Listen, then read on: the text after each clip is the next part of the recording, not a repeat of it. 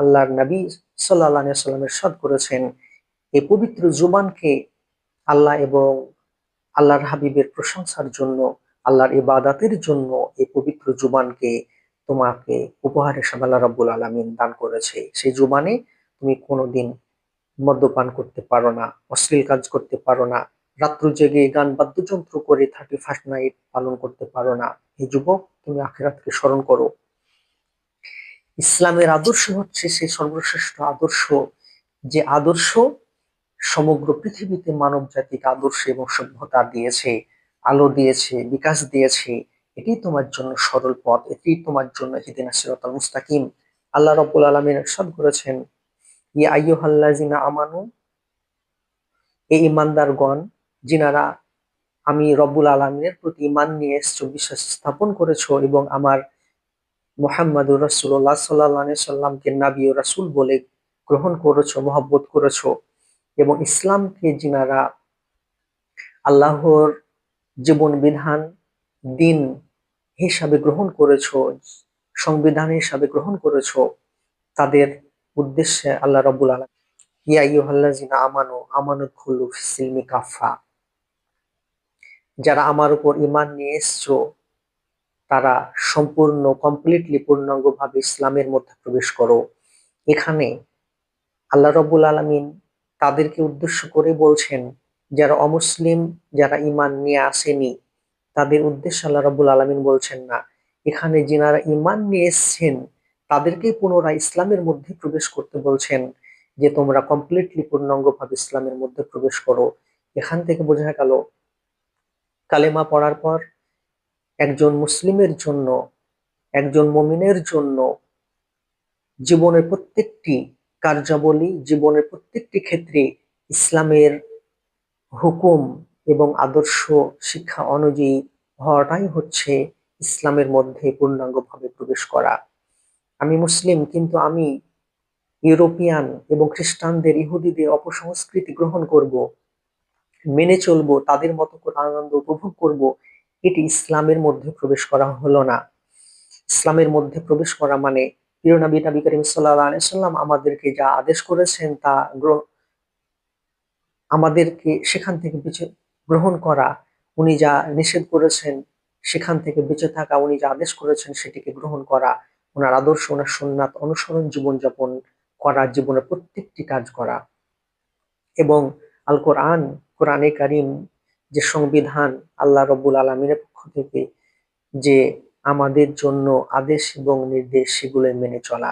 ব্যক্তিগত জীবনে, দাম্পত্য জীবনে, দৈনন্দিন জীবনে, পারিপার্শ্বিক জীবনে, সমাজ জীবনে, রাষ্ট্রীয় জীবনে, এমনকি সমগ্র পৃথিবীর জন্যই, শুধু নামাজের জন্যই নয় বা শুধু রোজার জন্যই নয়, মানব জাতির জন্য, মানব কুলের জন্য, জন্ম থেকে মৃত্যু পর্যন্ত জীবনের প্রত্যেকটি কাজ হবে প্রিয় নবী করিম সাল্লাল্লাহু আলাইহি সাল্লাম ওনার আদর্শ সুন্নাহ মোতাবিক, এবং আল্লাহ রাব্বুল আলামিনের হুকুম, আল কোরআনের আইন এবং সংবিধান অনুযায়ী। এটি হচ্ছে পূর্ণাঙ্গভাবে ইসলামকে মেনে নেওয়া, ইসলামের মধ্যে প্রবেশ করা, কমপ্লিটলি প্রবেশ করা। যেখানে আল্লাহ রাব্বুল আলামিন ইরশাদ করেছেন, ইয়া আইয়ুহাল্লাযিনা আমানু আমানুদখুলু ফিস-সিলমি কাফফা, তোমরা সম্পূর্ণভাবে, কমপ্লিটলি, পূর্ণাঙ্গভাবে ইসলামের মধ্যে প্রবেশ করো, যারা তোমরা বিশ্বাস স্থাপন করেছো আমি রবের উপর এবং আমার প্রিয় নবী করিম সাল্লাল্লাহু আলাইহি সাল্লাম ওনার উপর এবং ইসলামের উপর।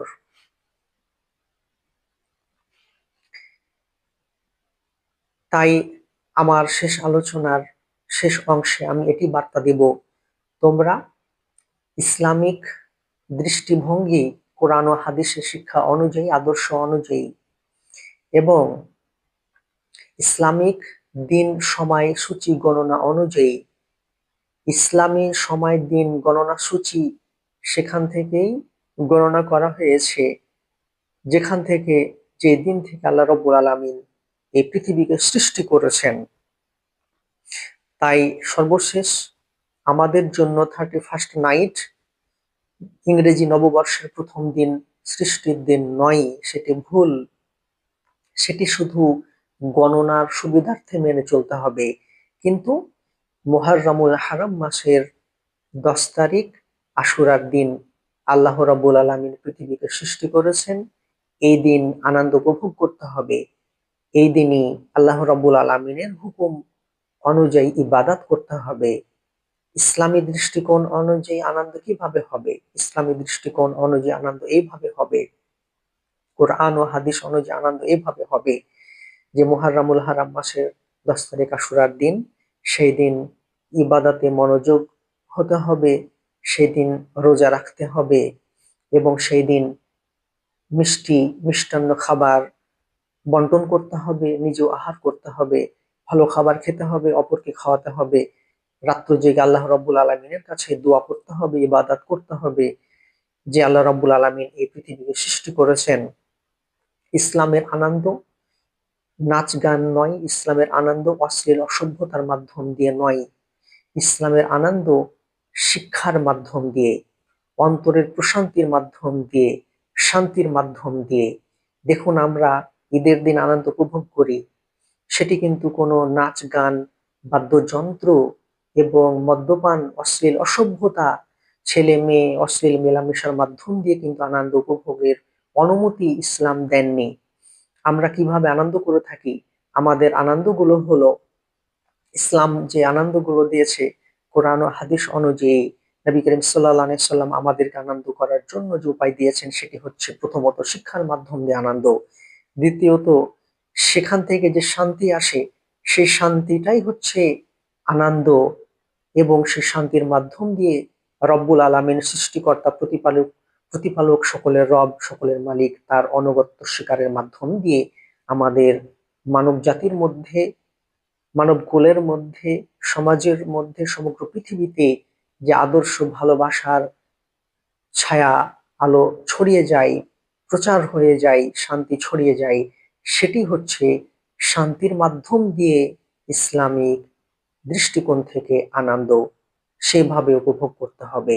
কোনো অশ্লীল কাজের মাধ্যম দিয়ে যুবক তুমি আনন্দ উপভোগ করতে পারো না, সেটি আনন্দ নয়, সেটি নিজের আদর্শ এবং নিজের জীবনকে ধ্বংস করে দেওয়া ইহুদি এবং খ্রিস্টানদের কালচার অনুসরণ করে।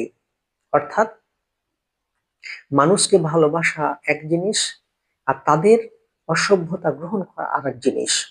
ইসলাম কোনোদিনও বলেনি যে একজন অমুসলিমকে আঘাত করতে হবে এবং একজন অমুসলিমকে তার সঙ্গে লড়াই এবং লড়াই করতে হবে এবং ঘৃণা করতে হবে। ঘৃণার বার্তা ইসলাম দেননি। মানুষকে ভালোবাসা ইসলামের আদর্শ, নবী করিম সাল্লাল্লাহু আলাইহি সাল্লাম ওনার সুন্নাহ। তাদেরকে মানুষকে ভালোবাসতে হবে যাতে ইসলামের আদর্শ সভ্যতা তারা দাওয়াত পায় এবং শিক্ষা পায়, কিন্তু তাদের কোনো প্রকারের অপসংস্কৃতি, যেগুলো আনকালচার, অসভ্যতা গ্রহণ করা যাবে না। এটি কোরআন ও হাদিসের ভিত্তিতে নবী করিম সাল্লাল্লাহু আলাইহি সাল্লাম সম্পূর্ণভাবে নিষিদ্ধ হারাম করেছেন। আল্লাহ রাব্বুল আলামিন নিষিদ্ধ এবং হারাম করেছেন। কারণ আল্লাহ ইরশাদ করেছেন যে হে আমার উপর ঈমান আনয়নকারী তোমরা সীমা লঙ্ঘন করো না। সীমা লঙ্ঘন শুধু মুসলিমদেরকেই বলেননি, মানব জাতিকে বলেছেন যে তোমরা এই সমাজে অশ্লীলতা ছড়িয়ে সীমা লঙ্ঘন করো না। কেন? এই সমাজে যখন অশ্লীলতা ছড়িয়ে যায় তখন বিভিন্নভাবে আল্লাহ রব্বুল আলামিন বালা মুসিবত দেন পৃথিবীবাসীকে সাবধান করার জন্য। কেন?